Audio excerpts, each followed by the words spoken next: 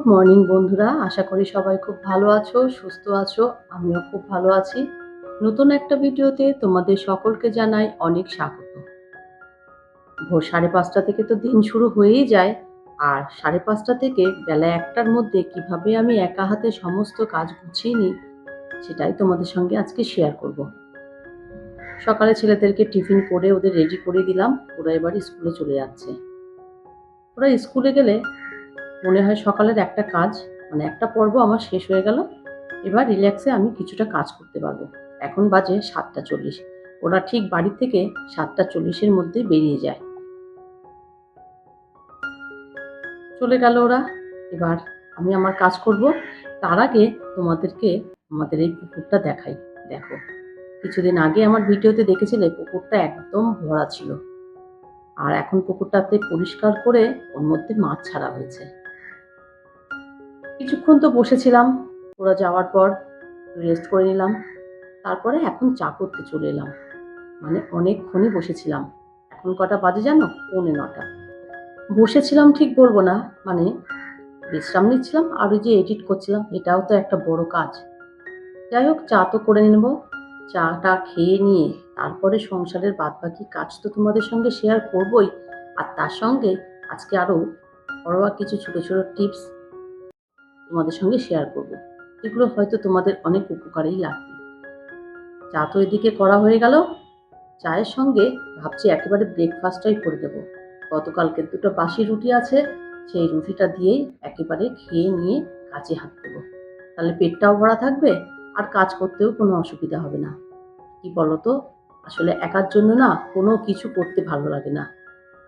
যেহেতু একা বাড়িতে থাকি, সকালটা ওর পাপা আসে যেদিন, সেদিন ওকে খাবার করে দিই। আর যেদিন বাড়িতে থাকে না সেদিন তো আমি একাই থাকি। তাই একার জন্য হাত পুড়িয়ে গ্যাস পুড়িয়ে কিছুই করি না, যা থাকে সেটাই খেয়ে নিই। লেগে পড়লাম কাজে। সবার আগে তো বিছানাটা তুলতে হবে, আর বিছানা তুলে হয়ে গেলে ঘরের অর্ধেকটা কাজ শেষ হয়ে যায়। আর যতক্ষণ দেখবে ঘরের বিছানা না উঠছে, ততক্ষণ মনে হয় ঘরটা একদম জঙ্গল হয়ে থাকলো। ঘরের বিছানা তুলে চাদরগুলো সব ঠিকঠাক করে দিলাম। বিছানা ঝাড়ার সঙ্গে সঙ্গে যদি এই টেবিলের কভারগুলোও ঝেড়ে দেওয়া যায়, তাহলে পরিষ্কারও থাকবে, দেখতেও ভালো লাগবে। এই ঘরের কাজ তো শেষ করলাম। কিছুটা জামা কাপড় আছে, সেই জামা কাপড়গুলো ভাঁজ করবো। এগুলো হচ্ছে গতকালকের জামা কাপড়। জামা কাপড়গুলো ভাঁজ করে নিয়ে জায়গায় রেখে দেবো। তারপরে তো আরো অন্যান্য অনেক কাজ আছে। জামা কাপড় কাচা, মেলে দেওয়া, তোলা এ পর্যন্ত ঠিক আছে, কিন্তু এই যে পরে ভাঁজ করাটা, এটা যেন আর সময় হয়ে ওঠে না, আর ভালোও লাগে না। কিন্তু এভাবে তো ফেলে রাখা যায় না। একটা বেলা পড়ে থাকলো, কিন্তু পরের বেলাতে তো সেগুলো গুছিয়ে আবার তুলতেই হয়। চলে এলাম এই ঘরের বিছানাটা একটু ঝেড়ে পরিষ্কার করতে। এই ঘরের বিছানাটা ছেলেরা যাওয়ার আগেই আমি কিন্তু তুলে ফেলেছিলাম।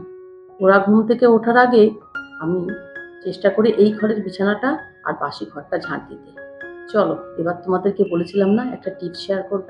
এই দেখো, আজকে সকালেই কিন্তু গ্যাসটা ফুরিয়ে গেছে, তাই গ্যাসটা লিখে রাখলাম যে এই ডেটে আমি গ্যাসটা লাগিয়েছি। তাহলে বুঝতে পারবো, যতই 2টো সিলিন্ডার থাকুক না কেন, গ্যাস কবে লাগাচ্ছি বা কবে থেকে ইউজ করছি, এটা যদি আমি লিখে রাখি না, আমার সুবিধাই হয়। এইভাবে লিখে রাখবে, দেখবে তোমাদেরও সুবিধা হবে। আরও একটা টিপস তোমাদের সঙ্গে শেয়ার করছি। এই দেখো, কত ক্যারি ব্যাগ, প্লাস্টিক। বাজার থেকে তো অনেক কিছু আনা লাগে, সেগুলো তো আমরা আর ফেলতে পারি না। আফটার অল আমরা বাঙালি, যতই শাড়ি জামা কাপড় প্লাস্টিক আসুক বা এমনি বাজারের প্লাস্টিক আসুক, আমরা সেগুলোকে সযত্নে বিছানার নিচে বা কোনো একটা জায়গায় রেখে দিই। আমি কি করি বলতো, এরকম একটা ব্যাগ নিয়ে নিয়েছি। ব্যাগটা আমার ছেলের খেলনার ব্যাগ। ভাবলাম যে এই ব্যাগের মধ্যে এই ক্যারি ব্যাগগুলো এইভাবে ভাঁজ করে করে, একটা করে গেরো দিয়ে এইভাবে রেখে দিলে নিতেও সুবিধা হবে, আর এদিকে ওদিকে ছড়িয়েও যাবে না। যদিও এখন অনলাইনে এইসব রাখার জন্য অনেক কিছু ব্যবস্থা, অনেক রকম ব্যাগও কিনতে পাওয়া যাচ্ছে, কিন্তু শুধু শুধু কেন এত টাকা খরচ করে কিনবো? বাড়িতে যখন ব্যবস্থাই করতে পারি, তাহলে আমি এইভাবে রাখলে সুবিধাই হয়। তোমরাও এইভাবে সাজিয়ে গুছিয়ে রাখবে, দেখবি ঘর বাড়িও পরিষ্কার থাকবে, আর চারিদিকে কোনো কিছু ছড়িয়ে ছিটিয়ে থাকবে না, আর নিতেও খুবই সুবিধা। 2টো টিপস তো তোমাদের সঙ্গে শেয়ার করেই ফেললাম। এবার চলো আবার ঘরের কাজে লেগে পড়ি। যদিও ওইগুলো আমার কাজের মধ্যেই ছিল, যেগুলোকে সুন্দরভাবে সাজিয়ে গুছিয়ে রাখতে হবে।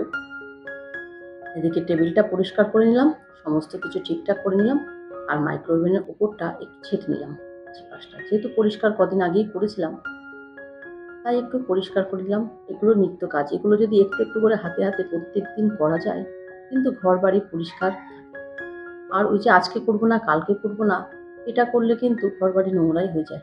এদিকে দেখো জামা কাপড়ও কাচতে দিয়েছি, জামা কাপড়টা কাচা হয়ে গেলে তারপরে মেলে দেবো। কিন্তু আজকে যে খুব একটা রোদ উঠেছে সেটাও বলবো না, কয়েকদিন যা গরম পড়েছে। এবার তোমাদের আর একটা টিপসের কথা বলি। এই দেখো জামা কাপড় তো কেচে মেলে দিয়েছি, কিন্তু আমি কি করি বলতো, ওয়াশিং মেশিনটা না কাচার পরে সবসময় মুছে রাখি। আর বিশেষ করে দেখবে এইভাবে মুছে রাখলে জলের যে ছিটছিট ভাবটা থাকে সেটা কখনোই থাকবে না। এটাও কিন্তু একটা টিপস বলতে পারো। কাচার কিছুক্ষণ পরে একটু পলিন দিয়ে যদি উপরটা মুছে দাও তাহলে একদম পরিষ্কার থাকবে। যেহেতু আমি ওয়াশিং মেশিনটা রেগুলার ইউজ করি না, তাই আমি ওয়াশিং মেশিনটাকে যখনই ইউজ করি তারপরে এরকমভাবে পরিষ্কার করে মুছে নিয়ে এটাকে ভালো করে চাপা দিয়ে রাখছি, মানে চাপা দিয়ে রাখি। আর এদিকে জলের ছিটছিট দাগটাও কিন্তু মেশিনের উপরের ঢাকনাটাতে পড়বে না। ভাবছি একটা ওয়াশিং মেশিনের কভার কিনে নেব, যতদিন কেনা না হচ্ছে এইভাবেই সুন্দর করে আমার যত্নের মধ্যেই থাক। দেখো প্রত্যেকদিন ইউজ হলে এগুলোর প্রয়োজন হয় না, কিন্তু আমি তো প্রত্যেকদিন করি না, তাই এইভাবে সুন্দর করে একটু ঢেকে রাখি।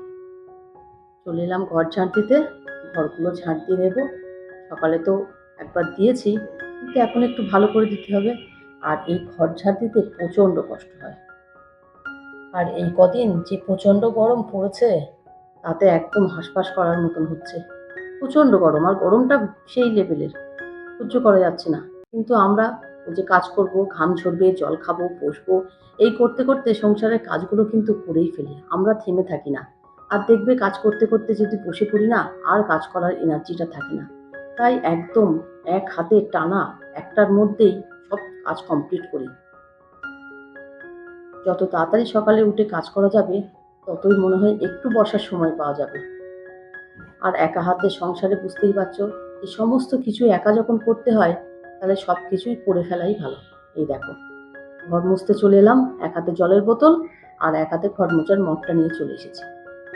ঘর তো মুছতে হবে, ভাবলাম একটু বসে জল খেয়ে নিই। অনেক কষ্ট করে ঘরটা ঝাঁট দিলাম, প্রচণ্ড গরম।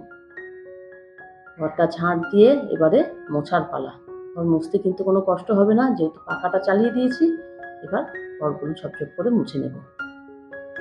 ওদিকে রান্না বান্নাও করতে হবে। আগে ঘরের কাজগুলো গোছানো হয়ে গেলে মনে হয় অনেক কাজ এগিয়ে গেল। রান্না করব, তারপরে ওই দিকটা মুছে নেব। চলো ঘরগুলো একে একে মুছে নিই। আর আজকে ওয়েদারটা একটু মেঘলা মেঘলেও হয়ে যাচ্ছে, তাতে মনে হয় আরো বেশি গরম হচ্ছে। ঘর তো মুছে নিচ্ছি, এবার রান্নার জোগাড় করব। কি রান্না করব চিন্তা করছি আর ঘরটা মুছছি।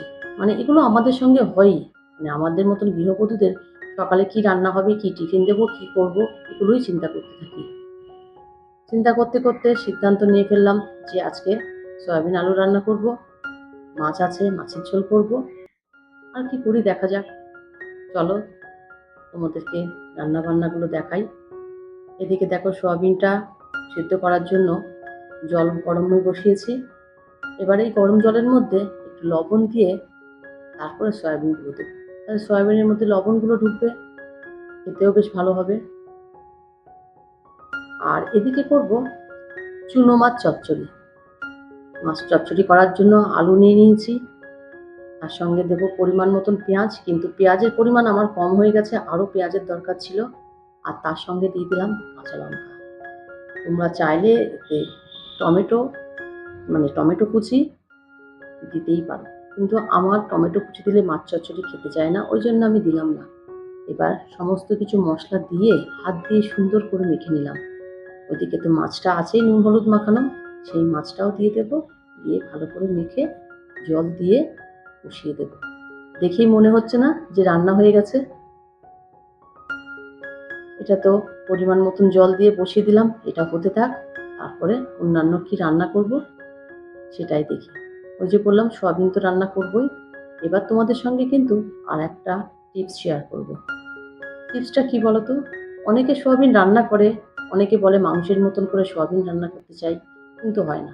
সেটা করতে গেলে কি করতে হবে বলো তো? সয়াবিনটা ভাজার সময় একটু একটু গরম মশলার গুঁড়ো দিয়ে দিতে হবে। দিয়ে বেশিক্ষণ না, অল্প কিছুক্ষণ নাড়াচাড়া করার পরে সয়াবিনটা নামিয়ে নিয়ে তারপরে কষে রান্না করলে দেখবে মাংসের থেকে একটুও কম টেস্ট লাগবে না, দারুণ খেতে লাগবে। আমি দেখো একদম কষিয়ে রান্না করছি।